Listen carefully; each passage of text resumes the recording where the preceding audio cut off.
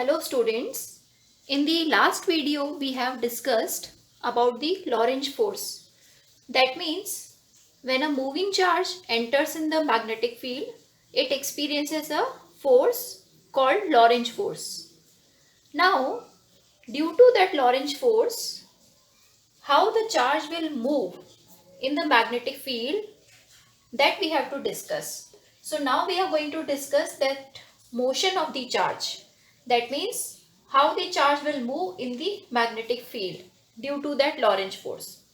So here we are going to take some conditions. That means how the charge is entering in the magnetic field, and after that what will happen to its path.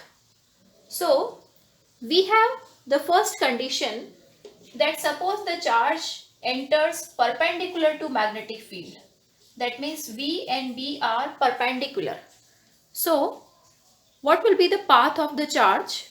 So the question can be framed: prove that charge entering perpendicular to magnetic field B makes circle. So actually what happens here, when the charge velocity is perpendicular to B, then charge makes finally the circle. So let us do the proof of this question. How the charge will make circle, that we have to prove. So as we are given the condition that V and B should be perpendicular. Okay, so we need to take some directions for velocity and magnetic field initially. So suppose we are taking the initial velocity of the charge in, suppose, J direction. That means in Y direction. Okay, J cap means Y direction.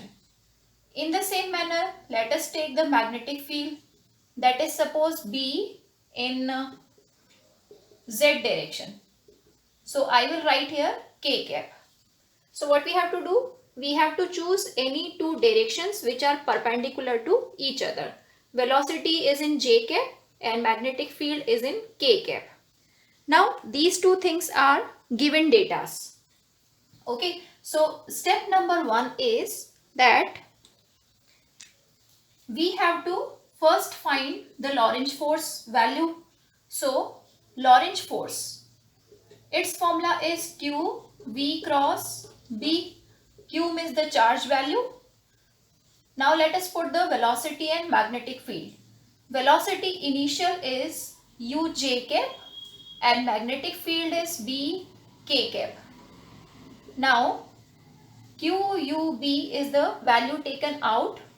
What is left in the bracket, that is the vector product. Vector product of J cross K. Now I think you know that how do we do J cross K. So let us just revise. Whenever we have to multiply any two unit vectors by cross product, then it is this sequence. If I cross J is there, its answer is remaining vector, that means K vector, K cap. So I cross J is K cap. In the same manner, J cross K is I cap. Okay. In the same manner, if we move in the same direction, K cross I is J cap. Okay. This sequence is important. I cross J is K. So J cross I means reverse is minus K. So this order is required. If any order is ulta, reverse, then we have to put minus sign. So here also what we are having, J cross K. J cross K value is I cap. That means the force direction is I cap coming. I cap means force is in X direction. Okay. So in the step number 1, we have solved the force and its direction. Force direction is coming X direction, while the velocity was in Y direction, magnetic field was in Z direction.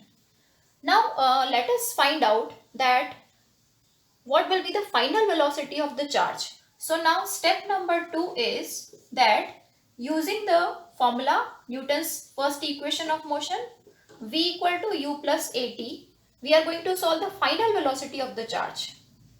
Okay, so initial velocity was in J cap. So let us solve in the J cap final velocity. So we need to put everywhere J. Now uj is the one which is given. Okay, aj. Now what about aj? How the acceleration will be obtained? So students, acceleration is obtained by force upon mass. Okay, force upon mass, force per unit mass is acceleration. But here we have seen one thing, that the force on the charge is only appearing in x direction. Force is appearing only in x direction. That means Fy and Fz is 0. And if Fy and Fz are 0, no forces are applicable in y and z direction. That means accelerations are also 0 in Ay and Az. Okay, so Ay and Az accelerations are also 0. So that means acceleration in z direction or y direction is 0. So here we will put 0. That means here you can see final velocity of the charge is equal to initial velocity of the charge. That means the value of the velocity is not changing. So first point which we have obtained here, that is that the speed of the charge is constant. Okay, first step is this. Okay, so this answer we have obtained. Now let us proceed to third step. In the third step, we will talk about the force again. Here we have seen that force is in x direction, velocity is in y direction. And we have already understood that Lorentz force is always perpendicular to the velocity. Lorentz force is always perpendicular to the velocity of the charge. That means now we will be combining these two conclusions, and let us see the case of a uniform circular motion. Okay, in uniform circular motion, we already have studied that the speed of the particle is drawn by the tangent to the circle. This way. So all these are showing the speeds. Okay, all these are what? Speeds. So in the circular motion, what happens? Speed doesn't change. In the uniform circular motion, uniform means the motion which is covered with the uniform speed. So here the speed remains constant, and one more thing, that towards the center one force is applicable. Okay, towards the center one force is applicable. So you can see that velocity direction and force direction are always perpendicular. At any point if we draw the force direction, it is always towards the center. So that means the 2 points, speed constant and force perpendicular to velocity, that are possible only when the charge makes circle or charge is covering a uniform circular motion. So at last we will write the combined 2 points, and we will say that this is only possible in the circular motion. So since the speed of the charge is constant,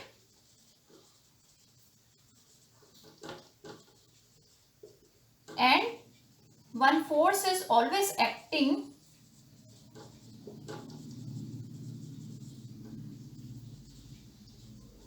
perpendicular to its velocity. Okay, and that is possible only in the circular motion.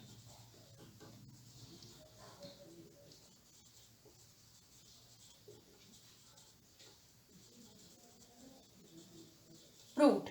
So this way we have to write down these points. First of all, velocity and b, we have to take some directions. Two perpendicular directions we have to take, any two. We can take yz also, xy also, like that. Then we have to first solve the force by Lorentz force formula. It will come in some other direction. Then we have to solve the final velocity, which will come same as the initial velocity. So that means the speed is constant. We are saying that the speed is constant because direction of velocity is always changing.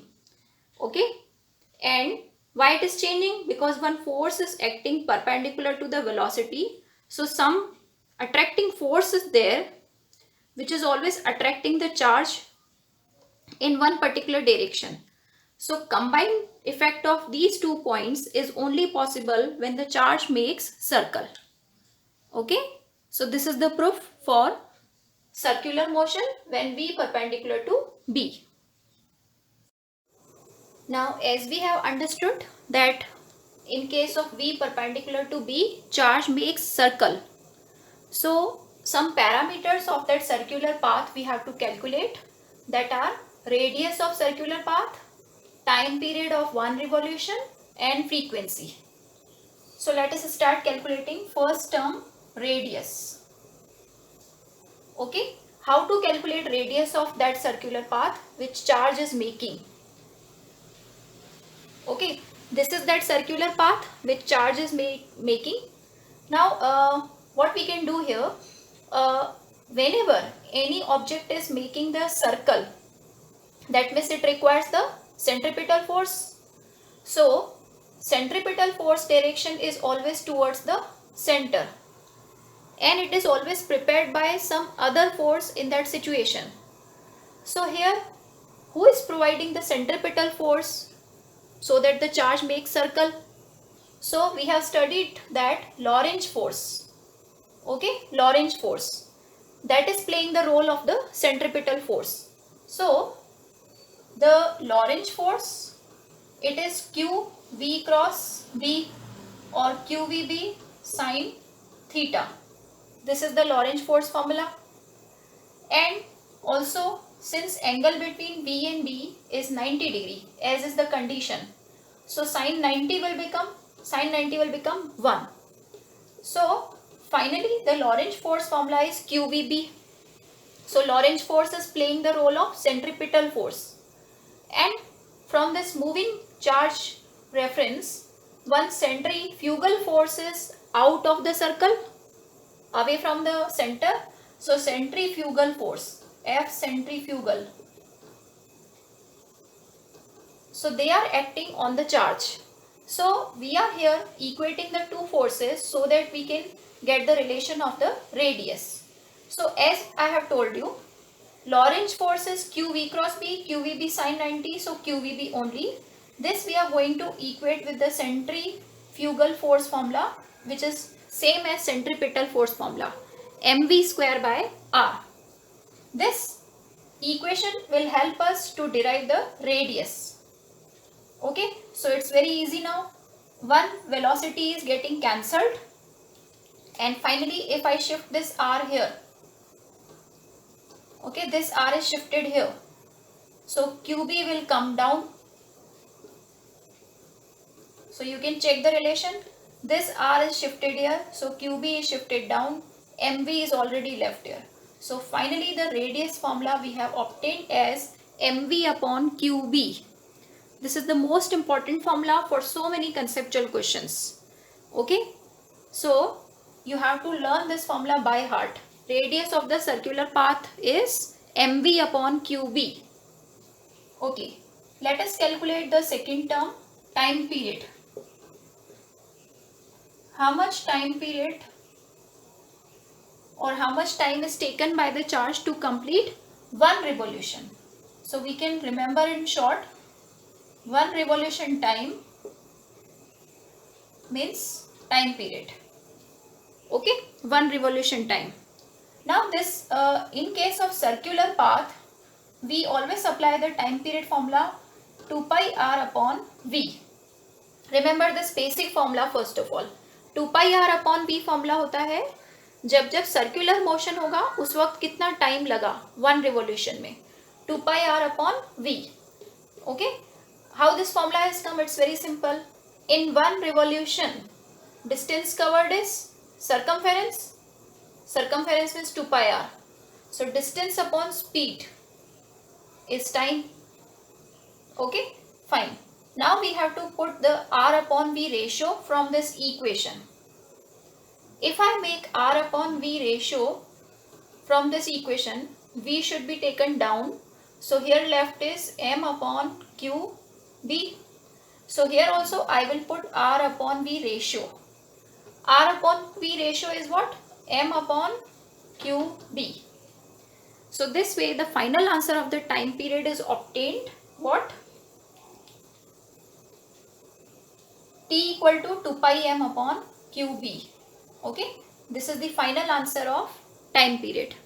Here one important conclusion we can write, that you see, time period of any circular motion should depend upon radius and velocity. But you can see, as we have put the ratio, here no radius and velocity is appearing in the formula.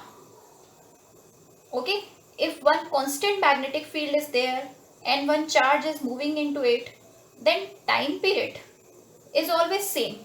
Time period is always constant.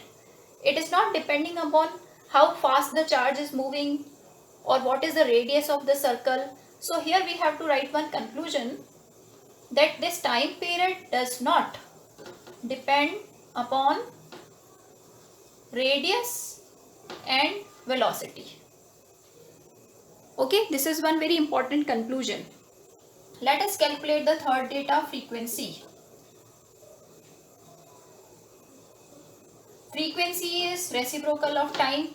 So just do reverse of this formula. So QB upon 2 pi m. This is the final answer of frequency. QB upon 2 pi m. The same conclusion can apply here also.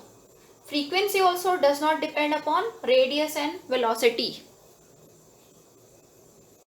Let us practice now some questions which are very important based on this R formula. R formula means R equal to mv upon qb. Okay, how we have to use this formula? Find the ratio of radii of alpha particle and proton. Two particles are given. When they enter with the same speed, perpendicular to same magnetic field. So what are the data given? First of all, velocity is perpendicular to b given. So obviously it will make circle. Both will make circle. Okay. Then speed is also given same and two particles are given. What are that particles? Alpha particle and proton. Okay. What is alpha particle actually? It is denoted as 2He4. Okay. So 2He4, that actually it is a charged nucleus. So we will be taking helium particles, charge status and mass status. This is charge status. Okay, this is charge status. And this is mass status. Okay, so what is the relation of alpha particles, mass and charge with respect to proton? You have to remember it this way, always. Okay, mass of alpha is 4 times mass of proton. Remember this relation. Always you will be using this relation. Alpha particles mass is 4 times the mass of proton. Charge status is 2. So charge of alpha particle is 2 times the charge of proton. Okay. Now we are going to use these things here. Let us start now. We are asked to find the ratio of radii of alpha and radius of proton. Formula mv upon qb upon mv upon qb. Okay. Here it is everything of alpha. Here it is everything of proton. Fine. Now what are the things same that we are going to cancel? It is written that they both enter with the same speed. So velocity is cancelled. Same magnetic field they entered. So magnetic field also cancelled. That means now we are left with only m alpha upon q alpha upon mp upon qp. So when we make this ratio, m alpha upon q alpha and qp upon mp will be reciprocal because it is shifted that side. Then m alpha relation we will put from here. M alpha is 4 times mp. Q alpha is 2 times qp. Finally the common terms you cancel again. So 4 by 2 is the answer left. So 4 by 2 means 2 is to 1. So this is the answer. Okay. So the answer is, I should write it here, 2 is to 1. Okay. Our question number second is a proton and electron traveling along parallel paths. Okay, one proton and one electron is moving. They enter a region of magnetic field. So suppose here magnetic field is present. Okay, suppose magnetic field is present here, this way, acting perpendicular to their paths. Perpendicular to their paths means V is perpendicular to B, that means they should make circles. Okay, circles. Which of them will move in the circle of higher frequency? This question is asked about frequency. So we should write the frequency formula, that is QB upon 2 pi m. Okay, frequency formula is QB upon 2 pi m. Now we have to find out higher frequency. इन दोनों में से किसकी frequency higher होगी? Okay, how to decide? First of all, let us talk about the common same terms which are common for both the particles. You see, both the particles are entering in the same magnetic field. So magnetic field is same. Now you know about charge. Charge of electron and proton is also same. So charge is also same. 2 pi is constant. That means frequency is inversely proportional to mass. Okay. So are the masses of proton and electron same? No. Electron is the lightest particle. Electron's mass is smaller. Okay, electron's mass is smaller. So it's simple. Higher frequency particle will be that whose mass is smaller. So mass of the electron is smaller. That's why electron will be of higher frequency. Okay, this is the answer